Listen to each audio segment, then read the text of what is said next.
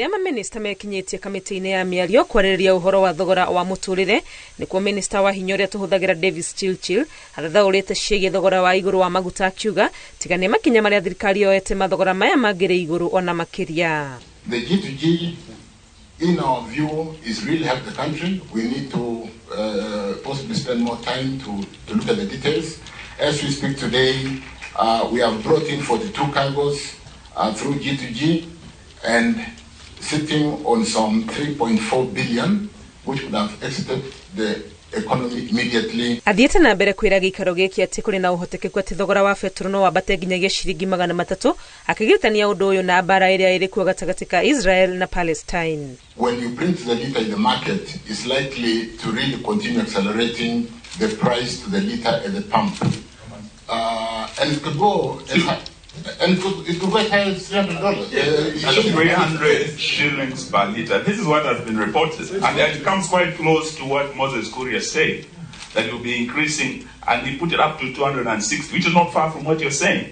Gĩikaro-inĩ gĩkĩ thirikari nĩ mũrĩkĩtwo nĩ kwaga gwĩciria Kenya na moritũ marĩa maragerera na handũ ha ũguo ĩgathiĩ na mbere gwĩkĩrĩra tabarĩra ingĩeterera ta waki wa manyũmba na hamwe na ũguo ĩgacukĩrwo ũitangi wa mbeca. Are called levies, but in forms of taxes, and they're not being used for the purposes for which they were originally intended. This is why I say some of those levies need to be reviewed and need to be removed, really. And they're not adding value except making the cost of production higher. And the one for fuel has been mentioned, for example, and the ones I had mentioned, things like the one for Agricultural Food Authority, the one for RDL, Railway Development, which really is not being used to service that loan, and so forth. So I think those are some of the taxes that, in my view, needs to be reviewed.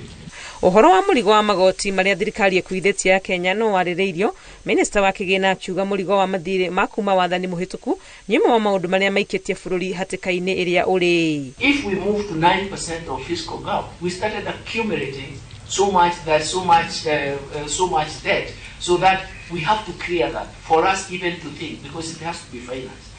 Now just imagine the IMF, we have agreed we are moving towards 19%. Just imagine the other countries were moving on. So in a sense, we have to pay for these policy mistakes. Ngĩribotera Inooro TV rĩtwa rĩakwa nĩ Wangui wa Mwangi.